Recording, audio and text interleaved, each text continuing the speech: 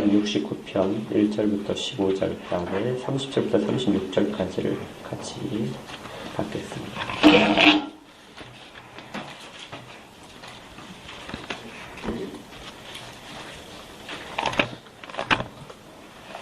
시편 69편 1절부터 15절까지를 먼저 우리 교대로 받겠습니다. 제가 먼저 1절 읽게요.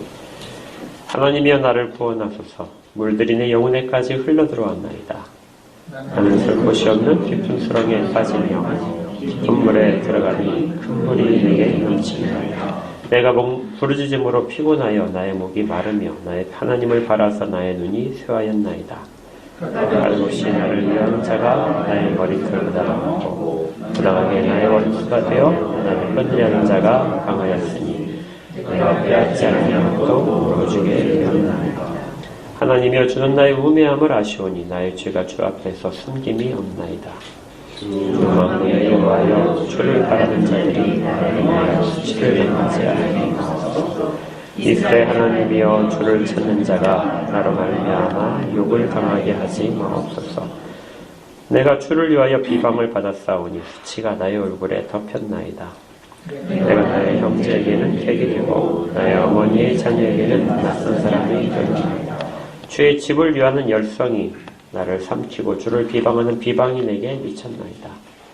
내가 곡하고 금식하였더니 그것이 그리어 나의 욕이 되었으니 내가 굵은 배로 내 옷을 삼았더니 내가 그들의 말거리가 되었나이다. 성령의 자가 나를 비방하며 독주에 취한 자가 나를 두고 노래하나이다. 여호와여 나를 반기시는 때에 내가 주께 기도하오니 하나님이여 많은 인자와 구원의 진리로 내게 응답하소서. 나를 수렁에서 건지사 빠지지 말게 하시고 나를 위한 자에게서 깊은 물에서 건지소서. 큰 물이 나를 휩쓸거나 깊음이 나를 삼키지 못하게 하시며 웅덩이가 내 위에 덮쳐 그것의 입을 닫지 못하게 하소서. 30절로 가겠습니다. 제가 30절 읽겠습니다. 내가 노래로 하나님의 이름을 찬송하며 감사함으로 하나님을 위대하시다 하리니 그것이 또 뿔과 굽이 있는 황소를 드림보다 여호와를 더 기쁘시게 하니 될 것이다. 곤고한 자가 이를 보고 기뻐하나니 하나님을 찾는 너희들아 너희 마음을 소생하게 할지어다. 여호와는 궁핍한 자의 소리를 들으시며 자기로 말미암아 갇힌 자를 멸시하지 아니하시니 천지가 그를 찬송할 것이요 바다와 그 중에 모든 생물도 그리할지로다. 하나님 시온을 구원하시고 유다 성읍들을 건설하시니 우리가 거기에 살며 소유를 삼으리라. 같이 읽겠습니다. 그의 종들의 후손이 또한 이를 상속하고 그의 이름을 사랑하는 자가 그 중에 살리리라.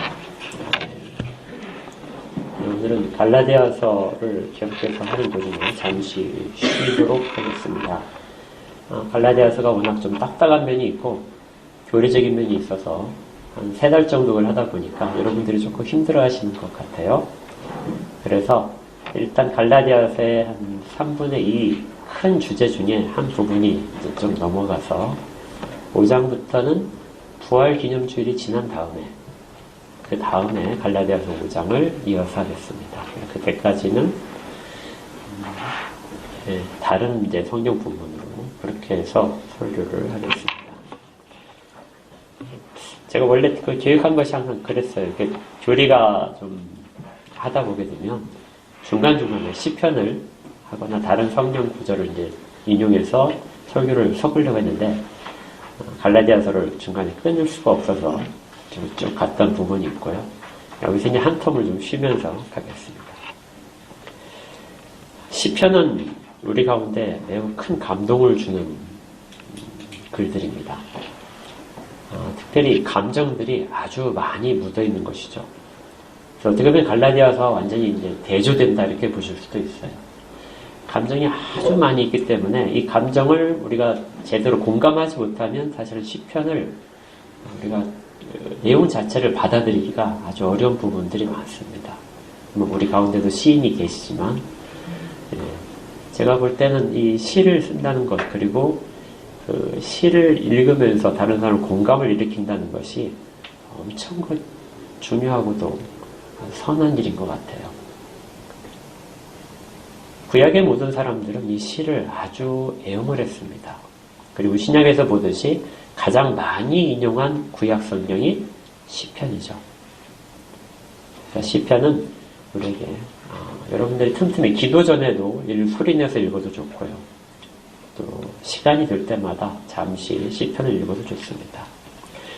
근데 앞서 말씀드렸지만 시가 좀 이해가 어렵기 때문에 학자들이 아주 오래전부터 시를 조금 더 쉽게 이해하는 방법이 무엇일까 생각을 했어요. 그러다가 만들어진 것이 시를 전체적으로 몇 가지의 장르로 좀 특성한 그 성격에 따라서 분류를 했습니다. 그래서 어떤 것들은 탄식이 많다 그래서 탄식시, 어떤 것들은 이스라엘 전체의 축제시, 어떤 것들은 왕에 관련된 시다 그래서 제왕시, 그다음에 어떤 것들은 아주 지혜가 풍부하다 그래서 지혜시, 뭐 이런 것들로 이렇게 분류를 해놨어요. 아주 애매한 성격인 것도 있지만 이 분류를 따라한 것을 맞춰서 우리가 시편을 살펴보게 되면 이해가 조금 쉽게 됩니다. 자, 그런데 이 시편 69편은 어디에 해당될까요? 우리가 쭉 읽었지만, 그리고 두 편의 시편 찬양을 우리가 했지만, 곡조가 다 내용 자체가 탄식과 슬픔과 이런 것들이죠. 그래서 이런 것들을 탄식시라고 합니다. 그러니까 이 시는 대표적인 탄식시예요. 그러면서도 또 다른 성격 하나가 있는데요. 오늘 그걸 다루기에는 좀 시간이 너무 많이 걸려서 다루지 않겠습니다. 또 다른 것이 뭐냐면 메시아의 시편입니다. 구약에서 시편 가운데 메시아께서, 우리 그리스도께서 인용하신 것도 있고 사도들이 많이 인용한 시편이 있어요. 메시아에 관련해서. 그것이 시편 22편과 또 69편, 아주 대표적인 구절입니다. 쭉 읽으시다 보게 되면 이게 예수님께서 이 부분을 인용하셨지, 사도들이 이 부분을 주님과 관련해서 사용했지, 이런 부분들을 짐작하실 수 있는 구절들이 몇 군데 있어요. 오늘은 이제 이 부분을 다루기에는 너무나 벅차기 때문에 집중해서 이 시인의 입장에서, 그리고 우리 가운데 있는 것들에 비추어서 살펴볼까 합니다. 먼저 우리가 살펴보려고 하는 것은 이렇게 아주 강한 탄식과 슬픔으로 젖어있는 이 시에 이걸 짓고 있는데 무엇이 이 시인을 이렇게 슬프게 만들었을까? 이 부분에서 시작을 했으면 좋겠습니다. 시인은 왜 이렇게 탄식하고 있을까요? 시에서 우리가 살펴보게 되면 이 시는 기본적으로, 이 시인은 표지에 보게 되면 다윗이라고 되어 있는데요. 다윗이 아닐 수도 있습니다. 왜냐하면 이게 주의 전이라는 말도 나오고 주의 집 이런 말들도 나오고, 그래서 다윗이 아닐 수 있다. 그런 표제에 다윗이라고 써있는데 시인이 다윗이 아니라면 무슨 말이냐? 표제는 후대에 붙인 겁니다. 꼭 다윗일 필요가 없고요. 다윗을 기념해서 혹은 누군가가 다윗을 흉내내서 이렇게 했을 수도 있습니다. 그리고 그 시들을 다 모아서 이제 이 시편을 만들 때 그때 표제를 쓸 수 있는 것들은 그냥 다윗을 생각하며 뭐 이런 식으로 이렇게 써놓은 것이에요. 그래서 꼭 다윗이 아니어도 이 시를 우리가 묵상하는 데 있어서는 전혀 지장이 없다는 것입니다. 이 시에서 드러난 이 시인의 상태를 보게 되면요, 탄식을 하는 이 시인은 매우 신실한 사람입니다.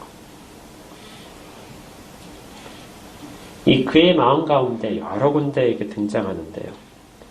그는 스스로를 하나님의 종이라고 이름 붙입니다. 나는 하나님의 종입니다. 또 자기를 따르는 사람도 상당히 많았었습니다. 나와 함께 주의 길을 가는 자들, 이렇게 하는 표현들도 있어요. 또 아주 하나님에 대한 진지한 열정, 그리고 하나님의 신실하심, 인자하심을 바라는 모든 것들, 그리고 하나님에 대한 신뢰들, 그리고 자기가 하나님의 백성으로서 장차 회복될 유다와 하나님의 성전, 성읍들을 사모하는 마음들, 이런 것들이 아주 풍성하게 있습니다. 그래서 이 시인은 신앙적으로 모든 사람들에게 귀감이 될 만한 사람이다 하는 것을 우리가 알 수 있어요. 그런데 그가 지금 탄식을 하고 있는 거죠.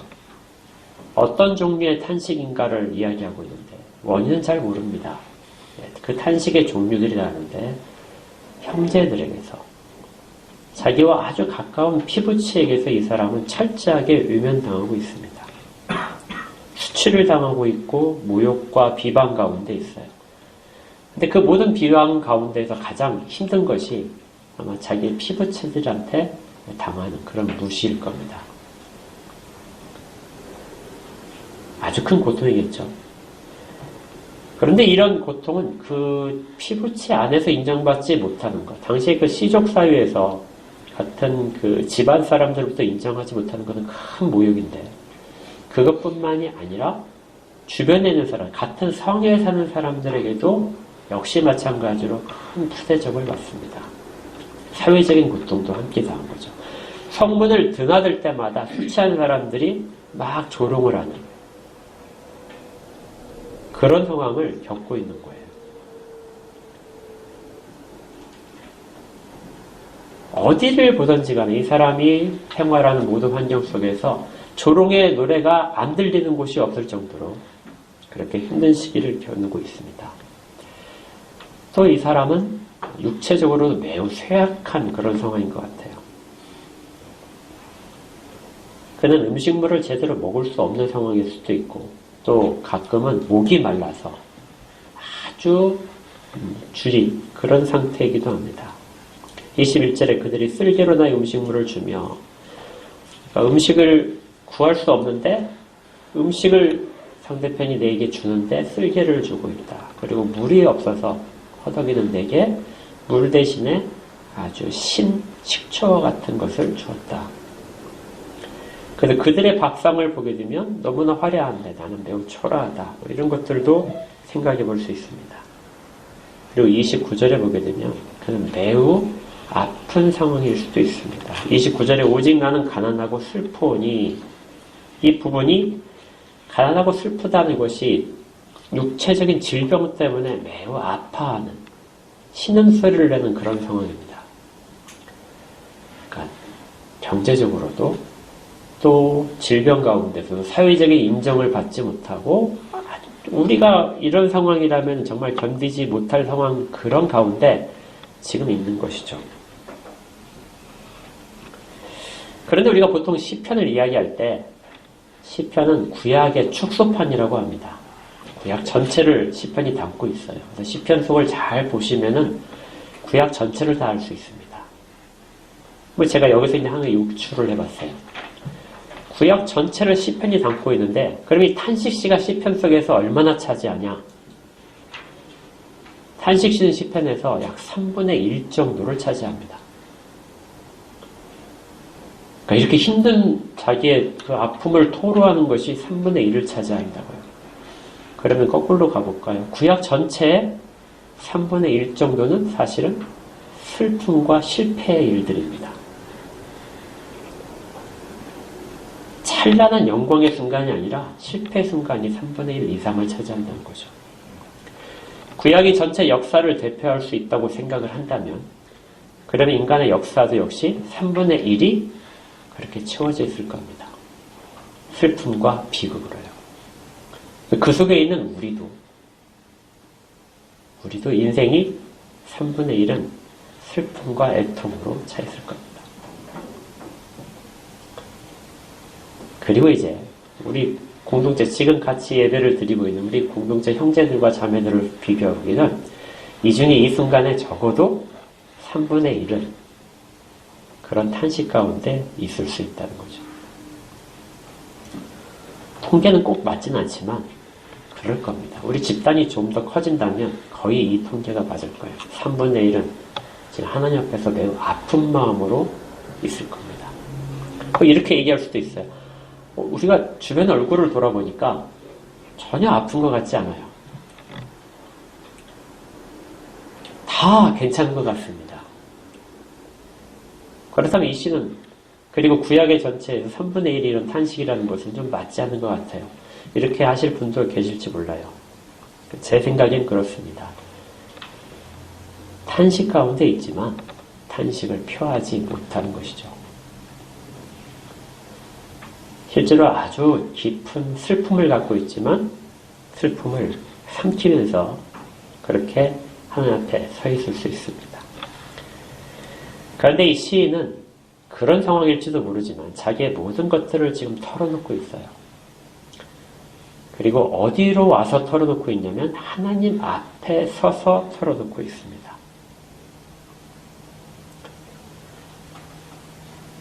그러니까 모든 분들이 다른 사람에게 자기 아픔을 이야기하지 않기 때문에 다 괜찮은 것처럼 보일 수 있다는 거죠.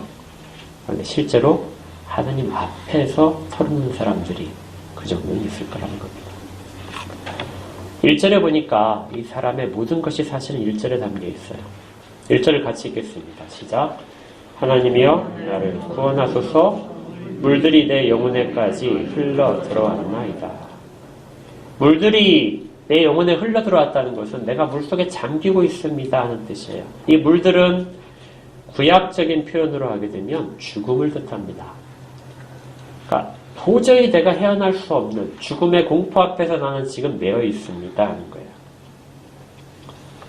아무래도 구약의 모든 사람들은 노아의 홍수 때 있었던 하나님의 심판을 기억할 겁니다. 모든 사람들이 다 물에 잠겨서 죽게 됐던 그 부분. 그래서 구약의 곳곳에서 물은 죽음의 상징, 하나님의 심판의 상징입니다. 이 시인은 지금 하나님 앞에서 토로하는데 하나님이 내게 주신 고난으로 인해서 내가 지금 거의 죽게 되었습니다. 단순히 육체가 물에 잠기는 것이 아니라 내 영혼까지 물이 지금 침범해 왔습니다. 나는 지금 벗어날 길이 없다는 거죠. 2절에 보니까 이 수렁이란 말이 나와요. 깊은 수렁이다. 근데 발을 아무리 디뎌도 발이 디디지 않는 수렁입니다. 벗어날 수가 없겠죠. 이스라엘은 이런 지형들이 곳곳에 있답니다. 그러니까 그런 곳에 빠지면 양들이 벗어나지 못하죠. 사람도 그곳에 빠지면 옆에 도우는 사람이 없다면 전혀 벗어나지 못하고 그저 죽을 수밖에 없습니다. 이런 상황 속에 신이 자기가 있다. 나는 아무래도 여기를 벗어날 수가 없고 아무도 나를 도와줄 수가 없어서 하나님 앞에서 지금 내가 하나님 도와주십시오 하고 막 소리쳐 부른다. 살려주십시오, 살려주십시오. 나를 구해주십시오. 요나에서도 요나서를 보시면 요나도 그런 상황을 이야기한 적이 있습니다. 요나서 2장에 보게 되면 그가 물속에 빠진 다음에 물고기를 삼켰을 때 물고기 뱃속에서 그가 기도를 드리거든요. 그 기도 속에 이렇게 되어 있습니다. 주께서 나를 깊음 속 바다 가운데 던지셨으므로 큰 물이 나를 둘렀고 주의 파도와 큰 물결이 다 내 위에 넘쳤나이다. 물이 나의 영혼까지 둘러싸우며 깊음이 나를 에워싸고 바다풀이 내 머리를 감쌌습니다.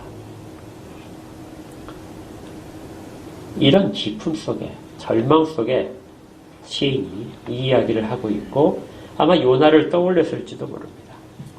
그런데 더 안타까운 것은 그런 깊음 속에서 차라리 하나님을 원망하고 있다면 아마 그 속이 후련해지긴 하겠죠.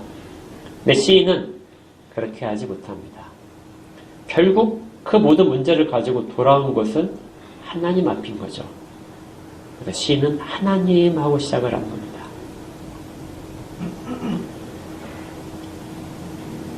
문제의 현실을 가지고 서 있는 곳은 하나님 앞이어야 됩니다. 그러면서 계속해서 하나님이 구해주기를 찾고 있습니다. 그런데 이게 쉽게 결론이 안 나는 거예요. 시간이 아주 오래돼서 아무리 목 놓아서 불러도 하나님, 도우시는 하나님이 나타나시지 않아서 그의 목이 쉴 정도까지 됐어요. 목이 잠겨서 소리가 안 나오는 지경이 되고 계속해서 하나님을 찾기 위해서 눈을 들어서 하나님을 막 쳐다보다가 눈이 지금 짓물른 상태가 된 겁니다. 아주 오랫동안 찾아도 하나님의 도움을 받지 못하고 있는 상황이 지금 이게 현실인 것이죠. 그리고 이것은 아마 이 시가 끝날 때까지도 상황이 바뀌지 않을 겁니다.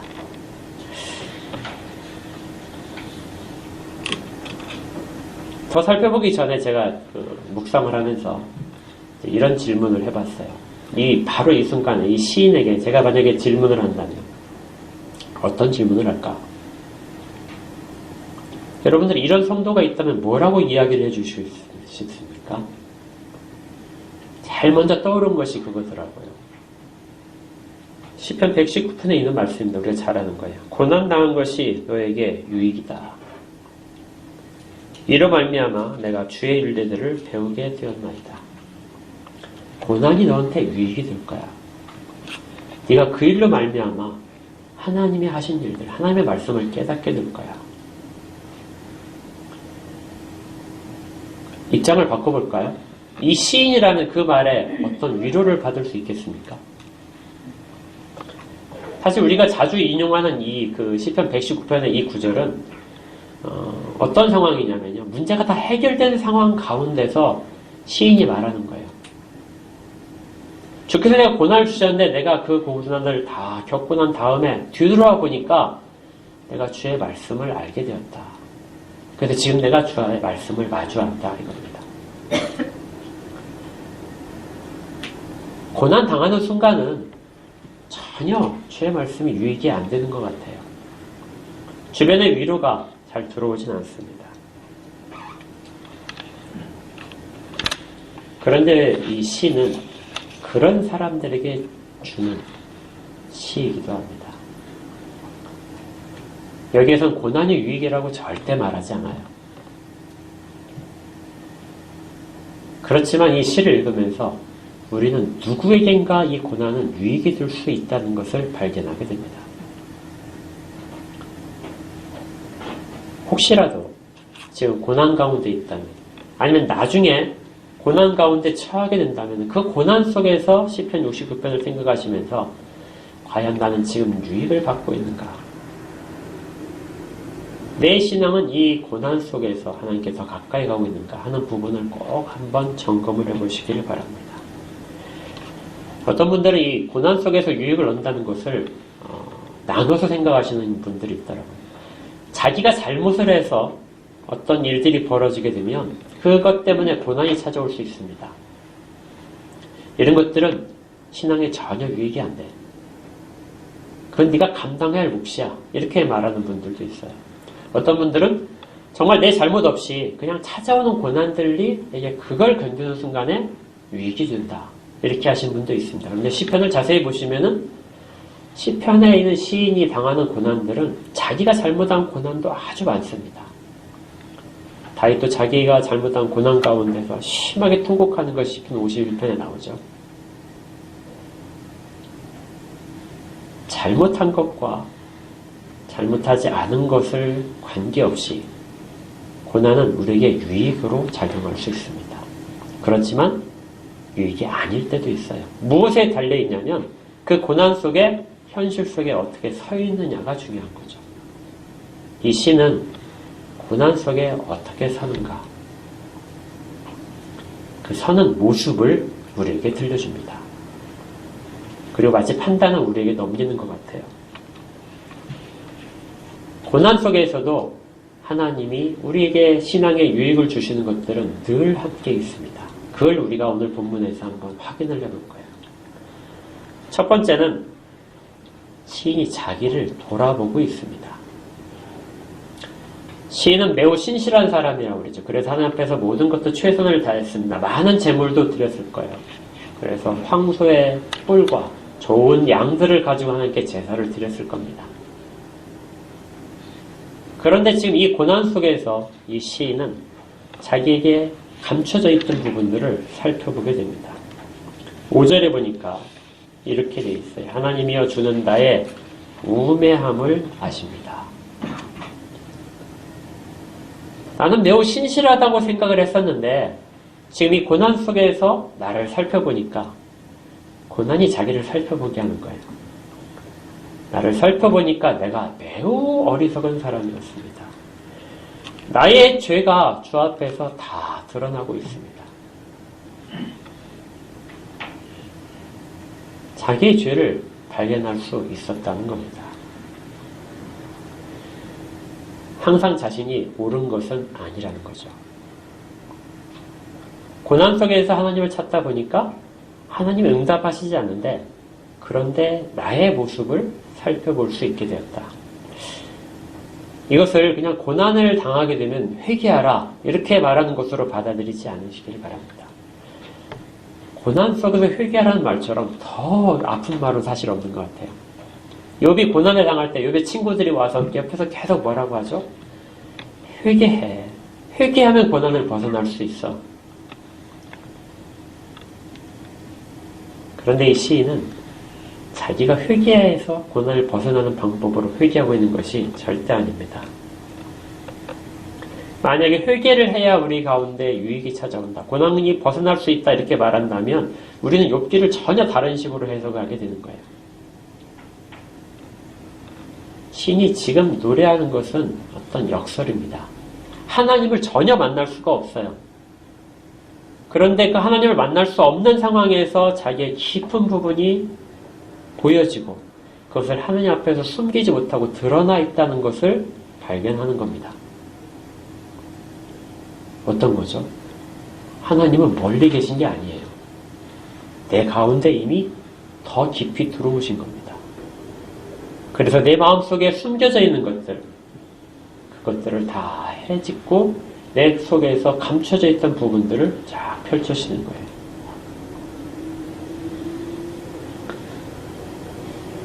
하나님은 아무리 찾아도 응답이 없으신 것 같은데 내 속에 들어와서 나를 지금 내가 저 앞에서 부끄럽게 생각해서 감췄던 것들을 열어놓고 계십니다. 이것만으로도 우리는 고난 속에서 내가 유익을 받고 있구나. 하나님이 내게 이 고난을 통해서 큰 은혜를 주고 있구나 하는 것들을 점검해 볼 수 있습니다. 환경은 변하지 않고 문제는 여전히 쌓여있지만 나는 하나님의 은혜 가운데 있음을 해결하는, 확인하는 첫 번째 증거가 될 수 있어요. 또 다른 것은 하나님에 대한 신뢰가 점점 강해진다는 것입니다. 하나님이 어떤 분인지를 더 잘 알 수 있게 돼요. 시인이 6절에서 하나님을 부를 때 어떤 호칭으로 사용을 하냐면은 6절에 주 만군의 여호와여 이렇게 부릅니다. 자기의 문제가 있었을 때 이 문제는 나만의 문제처럼 생각을 했었거든요. 그런데 하나님은 나의 하나님뿐만이 아니라 모든 자들의 하나님입니다. 지금 나를 비방하고 있는 모든 사람들이 있어요. 근데 그들의 하나님이 되시기도 합니다. 지금 이 시를 짓는 이 시인이 다윗이라면 다윗을 따르고 있는 많은 사람들이 있어요. 다윗이 사울을 피해서 광야에 나갔을 때, 그리고 10여 년 정도를 방황을 하면서 돌아다닐 때, 그때 다윗을 쫓은 사람들이 있었습니다. 그런 사람들까지도 그들의 하나님이시기도 한 거죠. 하나님은 과거의 하나님이기도 하고 지금의 하나님이기도 하고 앞으로 모든 자들의 하나님이 계십니다. 만군의 여호와여. 시인은 자기 고난 가운데서 여기까지 볼 수 있게 됐습니다. 그가 뒷부분에 가게 되면 자기를 조롱하는 원수들을 저주하는 부분도 나오는데요. 그건 개인적인 감정의 저주가 아니라 만군의 여호와라는 이 말 속에 담긴 저주입니다. 그들이 하나님을 대적하고 있습니다. 하나님 앞에서 내가 회개하고 주 앞에서 죄를 뒤집어 쓰고 금식하는 모습조차도 비웃고 있는 저들, 그리고 하나님을 신실하게 따르는 자들을, 그 길을 막고 있는 저들도 하나님의 통치 아래 있습니다. 하나님을 거역하는 자들에게는 하나님의 거역하는 것에 대한 응보를 해주십시오. 이것이 지금 이 시 가운데 담긴 것이죠. 내 원수가 아니라 하나님의 원수가 되는 겁니다. 자기를 열심히 따르는 사람에 대해서 이 시인이 이야기하기를 자기를 따르는 자들에게 실족하지 않도록 해주십시오 하고 말을 하는 것처럼 보이는데요. 그런데 자기를 따르는 자들이 아니라 주를 바라는 자들입니다. 다윗이라면 다윗을 지금 400명이 넘는 사람들이 다윗을 따르고 있어요. 다윗이 하나님의 기름 부음을 받은 진짜 왕이다 하고 따릅니다. 그렇게 따르고 있는데 그들이 실제로는 자기를 따르는 것이 아니라 주를 바라는 자들입니다. 하나님이 하신 일을 믿기에, 그리고 앞으로 하실 일을 믿기에 그래서 나를 따르는 자들이 아니라 주를 따르는 자들입니다. 그들이 내가 당하는 고난으로 인해서, 내가 문제를 해결받지 못하는 일로 인해서 절대 실망하지 않도록, 하나님으로부터 절대 멀어지지 않도록 하나님 지켜주십시오. 자기의 문제로 휩쓸려서 거기에 막 집착해서 있을 만한 그런 상황인데요. 그런데 이 고난 속에 유익이 찾아온 또 다른 증거는 하나님을 바르게 알고, 그리고 주변의 모든 자들이 하나님이라는 것을 알게 되는 것입니다. 이 말을 하면서 시인이 아주 중요한 말을 하는데요. 그것이 뭐냐면 주의 인자하심이 선하다 하고 말하는 겁니다. 16절이에요. 이 구절은 여러분들이 꼭 기억하시면서 기도 가운데 담으시길 바랍니다. 16절 여호와여 주의 인자하심이 선하시오니 내게 응답하시며 주의 많은 긍휼에 따라 내게로 돌이키소서. 주의 인자하심이 선하십니다. 이 말은 하나님의 사랑이 언제나 한결같으십니다 하는 뜻으로 번역될 수 있어요. 인자하심은 하나님의 약속과 관련되어 있습니다. 선하심은 그 약속을 하나님이 반드시 이루신다는 확신이 있습니다. 이걸 한마디로 말해서 하나님의 사랑은 내게 한 번도 떠난 적이 없습니다 하는 말과 같아요. 시인이 지금 하나님에 대한 굳건한 믿음을 고백할 때 그 속에 담겨있는 말이 하나님은 한결같으십니다. 내게 향한 하나님의 사랑은 같습니다 하는 거죠. 환경은 지금 어떻죠? 깊은 수렁에 있어서 물이 나를 가득 채우고 있는 상황에 곧 죽을 것 같습니다. 그런데 자기가 성전에서 제사를 드리면서 하나님을 마음껏 찬양할 때, 사람들이 자기의 한 일을 드리고 막 환호할 때, 그때의 하나님과 지금 절망 가운데 있을 때의 하나님은 같은 하나님이고 하나님의 사랑도 다르지 않다는 것입니다. 여기에 긍휼 앞에 많은이라는 단어를 하나 더 썼어요. 원래 긍휼이라는 단어 자체가 아주 깊은 사랑을 말합니다. 근데 거기에 한 번 더 강조를 했어요. 많은 깊은 사랑. 그 사랑으로 나를 벗어나게 하십시오. 나를 지켜주십시오 하는 거예요.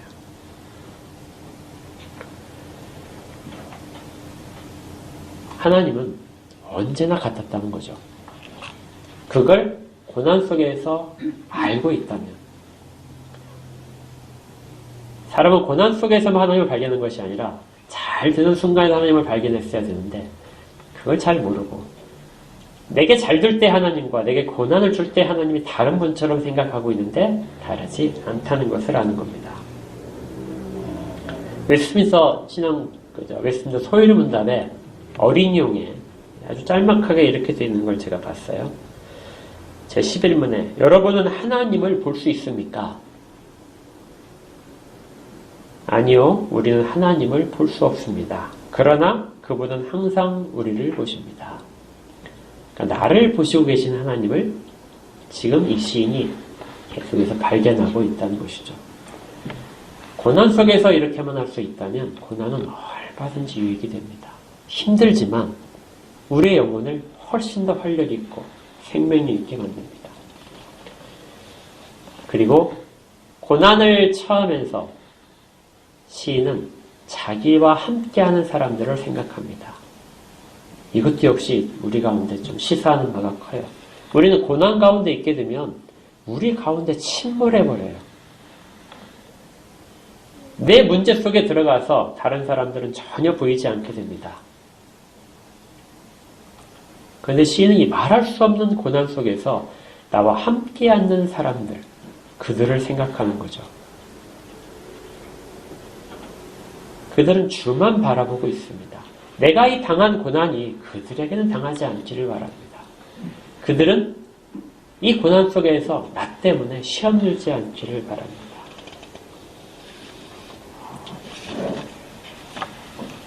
이런 모습이 우리 가운데 있다면, 그렇다면 우리는 이 고난 속에서 큰 유익을 이미 받고 있는 것입니다.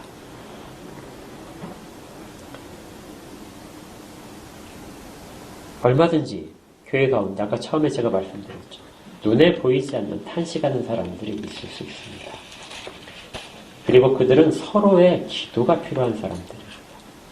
혼자 그 탄식 속에 머물러 있지 않도록 누군지 모르지만 그가 밝히지 않아서 모르지만 그가 그 가운데 탄식 속에서 혼자 좌절하지 않도록 하나님이 그를 돌보시기를 우리는 늘 기도해야 됩니다. 그리고 혹시 그런 절망 가운데 계신다면 눈을 들어서 하나님의 한결같으심을 발견하십시오. 그리고 교회 가운데 다른 사람을 위할 수 있는 마음까지도 허락하시기를 주 앞에 구하십시오. 우리에게는 정말 영원히 변하지 않는 탄원의 대상이 하나님이 늘 계십니다. 상황이 아무리 힘들어도 하나님은 늘 우리의 기도 가운데서 듣고 계신다는 걸 잊으시면 안 되죠. 시인은 여기에서 끝나지 않습니다. 이 시인의 뒷부분은 우리가 뒷부분에 30절부터 읽었지만 그 다음부터 이제 미래형으로 되면서 찬양으로 바뀝니다. 감사의 찬양이 이제 넘치기 시작하는 거죠. 하나님이 가장 최상의 제물로 하나님께 드리는 모든 제사보다도 감사의 찬양을 하나님은 더 기쁘게 받으신다. 이전에 자기가 모든 드렸던 것보다도 하나님은 고난 속에 있으면서 고난을 통과하면서 드리는 그 찬양들을 하나님 더 기쁘시게 받으신다는 것을 시인이 이야기합니다. 그리고 이 찬양은 혼자만의 찬양이 아니라 32절에 복수로 되어 있어요. 공고한 자들, 모든 힘들어하는 자들이 이를 보고 기뻐합니다. 같이 지는 고난을 통과한다고 그랬죠. 나의 고난을 보면서 다른 사람이 실족하지 않기를 기도를 했는데 그 사람들이 내가 지금 하는 모든 것들을 보면서 나중에 같이 찬양하기를 바랍니다. 역시 하나님은 한결같이 사랑하신다 하는 찬양을 같이 하기를 소망하는 거죠. 그러면서 32절 끝부분에 여기도 아주 중요한 건데 우리에게 또 이것도 적용할 필요가 있습니다. 하나님을 찾는 너희들아 너희 마음을 소생하게 할지어다. 하나님을 찾는 모든 자들아 너희 마음이 생명력이 없이 그렇게 회색빛으로 물들을 게 마지 말아라. 살아있게 만들어라. 소생한다는 말은 살아있다는 뜻입니다. 살아있게 만들어라. 고난 속에서 결코 회색빛으로 물들지 마십시오. 하나님에 대한 소망과 기쁨에 대한 미래를 바라보는 것으로 살리십시오. 얼마든지 하나님은 그렇게 우리에게 그 능력들을 주셨습니다. 이건 명령법이기도 해요. 너희들의 마음들아 살아나라. 고난 속에서 지금 시인이 있는데 다른 사람들에게 권고하는 말입니다. 살아나라. 그리고 후대에 있었던 일들에 대해서 나중에 미래에 있을 일들을 같이 찬양하도록 요청합니다. 모든 생물들이 그렇게 할 것이고 그리고 하나님이 시온을 구원하실 것이다. 그리고 그 속에는 하나님의 이름을 사랑하는 자들이 다 살게 될 것이다. 아까 제가 메시아 시편이라고 말씀드렸는데 유대인들은 이 속에서 메시아에 대한 그 간절한 마음들을 담아내면서 늘었습니다. 근데 이제 시인은 이 시를 우리가 시인에 집중해서 봤죠. 이 시인의 문제는 전혀 해결되지 않았어요. 이 시 속에는 환경이 달라졌다. 자기의 원수들이 다 멸망했다. 없습니다. 자기가 구렁 속에서 건져냄을 받았다 하는 것도 없어요. 이 시는 그냥 그렇게 끝납니다. 다른 시들 같은 경우에 나중에 다 고침을 받은 다음에 건짐을 받은 다음에 노래하는 감사 찬양으로 넘치는데 그 속에서 탄식이 있다면 얼마든지 우리가 좀 기쁘게 받을 수 있는데 이 시는 그렇게 끝나지 않는 거죠. 현재로서 끝납니다. 다시 돌아와서 고난은 해결되지 않았습니다. 그리고 그 뒷부분의 이야기를 후대 사람, 이 시를 읽는 사람들에게 그냥 다 남겨두는 거죠. 뒷이야기를 어떻게 결말 짓고 싶은가. 각자가 뒷이야기를 얼마든지 상상하면 됩니다. 그리고 여러분들이 쓰고 싶은 대로 이 뒷이야기, 이 시인은 그 이후에 어떻게 되었다. 그렇게 하시면 돼요. 이것은 그냥 여백으로 남겨져 있습니다. 오늘 우리가 살펴본 것은 고난 속에 있는 시인이고요. 그 시인은 지금 내가 고난 속에 있는데 그런데 나는 이런 모습으로 지금 고난을 통과하고 있다 하고 들려주는 거였습니다. 그리고 고난 속에서 모든 고난 속에 있는 자들, 고난이 아니더라도 고난을 바라보는 모든 자들에게 오히려 권고하는 것이 너희의 마음을 소생시켜라. 우리도 이런 소리를 우리에게도 들려주고 그리고 늘 옆에 있는 우리 교우들에게도 들려줘야 됩니다. 여러분, 여러분의 마음을 늘 소생시키십시오. 좌절과 절망과 고난에 먹히지 마시고 그 속에서 하나님께 서 있는 자세로, 그게 우리 가운데 이미 하나님이 주신 은혜라는 것, 이미 우리 가운데 들어오셔서 우리를 움직이고 계신다는 것을 발견하십시오. 언제 결말이 날지 모르지만 하나님은 한결같은 사랑으로 우리를 지금 이끌어 가십니다. 그렇게 통과하십시오. 함께 기도하겠습니다. 하나님, 시인의 아픔 속에서 저희가 이런 고통을 다 견딜 만한 자신감은 없지만 시인이 들려주는 그 이야기는 듣습니다. 그 입을 통해서 하나님이 그 가운데 역사하시고 그를 주장하고 계시고 하나님을 계속해서 바라보도록 하시는 그 부분을 저희가 동일하게 저희들의 마음속에 받습니다. 그리고 너의 마음이 소생케 될 것이다. 너의 마음을 소생시켜라 하는 명령도 듣습니다. 하나님, 시인의 그 고백과 탄식 속에 있던 찬양이 저희의 찬양이 되게 하시고 결말을 지을 때 하나님에 대한 소망과 기쁨으로 다 채우도록 그렇게 저희를 이끌어 주시옵소서. 예수님 이름으로 기도합니다.